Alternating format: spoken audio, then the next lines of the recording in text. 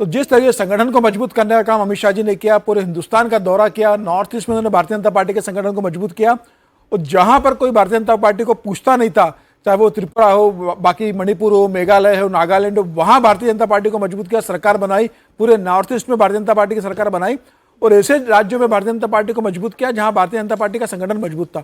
मुझे लगता है प्रधानमंत्री नरेंद्र मोदी की लोकप्रियता, अमित शाह की संगठन स्किल, इन दोनों ने मिलकर, और जिस तरीके से राजनीति करते हैं, 24 घंटे राजनीति करते हैं, पार्टी को साथ में लेकर चलते हैं।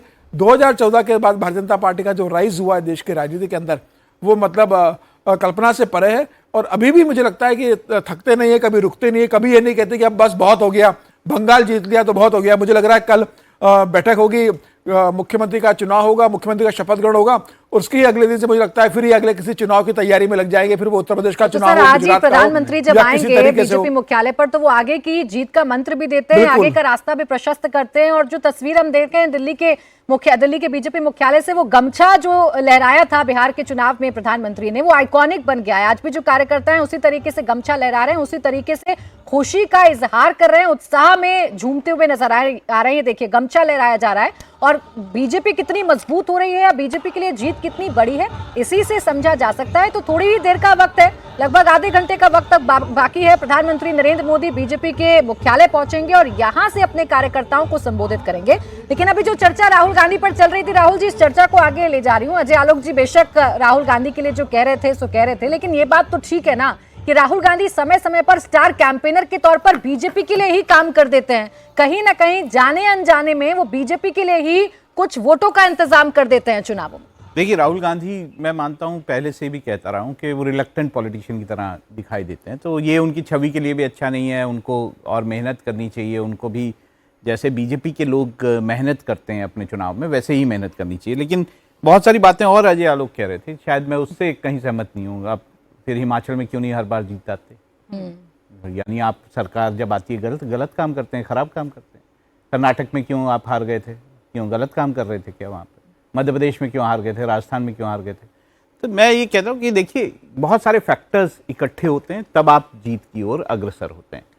ये बात मैं वैसे भी कहता हूँ कि बीजेपी जब एक सत्ता में आती है तो वो प्रोग्रेसिव एक जो है छवि उसकी वो हमेशा दिखाई देती है। वो जो है विकास के काम करती है, वो इंफ्रास्ट्रक्चर को अच्छा करती है। ये काम हमेशा बीजेपी ने किया है। अगर यही देखिए सिर्फ एक क्राइटेरिया होता कि बहुत अच्छा काम कर रहे हैं, इंफ्रास्ट्रक्चर अच्छा कर रहे हैं, सब कुछ हो रहे हैं, तो मुझे लगता है वाजपेयी सरकार नहीं हारी होती। बिल्कुल। तो फिर वो बहुत अच्छा काम कर रही थी उस वक्त, लेकिन हार गए थे 2004। तो बहुत सारे फैक्टर्स जो हैं चुनाव में काम करते हैं, वो चाहे हिंदू मुस्लिम का फैक्टर होता हो, चाहे वो जातियों का फैक्टर होता हो, चाहे वो महिलाओं की सुरक्षा का फैक्टर होता हो, चाहे वो मुफ्त की जो स्कीमें मिलती हैं, जो रिश्वत दी जाती है, मैं तो उसे रिश्वत ही बोलता हूँ, जो रिश्वत दी जाती है वेरियस पार्टीज की तरफ से, वो भी बहुत ज़्यादा काम करता है। अब ये रिश्वत शब्द अजय आलोक जी आपको सुनकर कैसा लग रहा है? राहुल महाजन जी कह रहे हैं कि भाई चुनाव सिर्फ काम के दम पर जीता जाए, ऐसा तो नहीं है। कई उदाहरण है जहां आपकी सरकार भी रिपीट नहीं कर पाई। देखिए, हमारी सरकार जहां पे रिपीट नहीं हुई, मध्य प्रदेश में रिपीट अगर नहीं हुए तो मध्य प्रदेश में हमारा वोटिंग परसेंटेज ज्यादा था। जहां भी हम कभी हारे हैं, हिमाचल ही हम हारे हैं, तो हिमाचल में हारने के कारण थे, बिल्कुल स्पष्ट कारण थे। वहां कोई पोलराइजेशन नहीं है, कुछ नहीं है, सारा हिंदू पॉपुलेशन है। हम हारे, हमने परफॉर्म नहीं किया होगा, हम इसलिए हारे। कर्नाटक हम हारे, अपीजमेंट भी था, पोलराइजेशन भी था, प्लस हमारी परफॉर्मेंस लोगों को अच्छी नहीं लगी। अपनी गलतियों को एडमिट करने से कोई छोटा नहीं होता। हमारी सबसे बड़ी खूबी हमारी ये है कि हम अपनी कमियों को पहचानते हैं, उसको दुरुस्त करने की कोशिश करते हैं।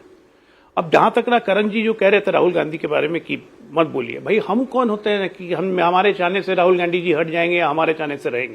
अरे जब तक मम्मा है, जब तक है बहना है, तब तक रहेंगे। तो जितना दिन को किस्मत लेके आए, उनकी किस्मत मैं छोड़ी ना छीन लूंगा। अब आप ऐसे देखिए तो राहुल गांधी जी अब 5 बार के सांसद हो गए, मामूली बात है। भले किसी भी टर्म में 50% अटेंडेंस नहीं रहा हो संसद में, वो अलग बात है, लेकिन 5 बार के सांसद तो है ही ना भाई।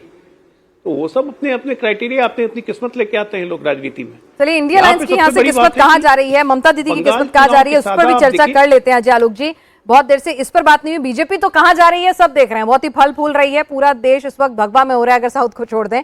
लेकिन अगर हम बात करें यहाँ से इंडिया अलायंस की, राजकुमार जी, यहाँ से ममता दीदी की राजनीति क्या?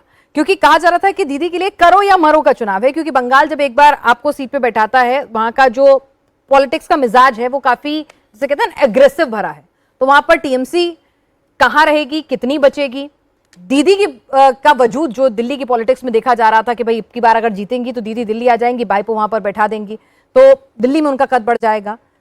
इंडिया अलायंस के लिए दीदी एक बहुत बड़ा चेहरा थी नीतीश के जाने के बाद, तो वो भी खत्म हो गया अब उनके पास से। देखिए, बंगाल की अगर आप बात कर लें, बंगाल की ही हम लोग बात कर रहे हैं, तो बंगाल की जनता का पेशेंस तो है।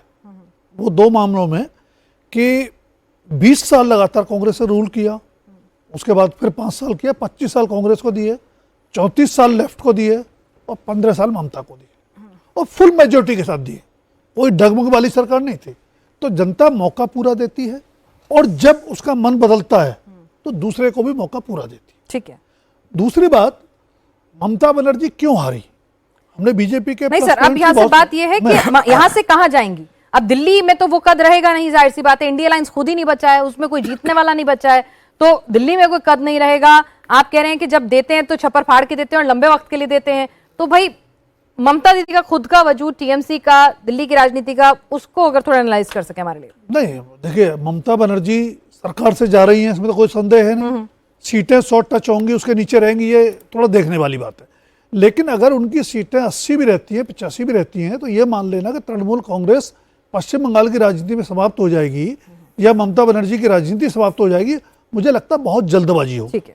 दूसरी बात, ममता बनर्जी कोई पद से बनी हुई नेता नहीं है। ममता बनर्जी अपने संघर्ष से, सड़क से खड़ी होकर बनी हुई नेता है।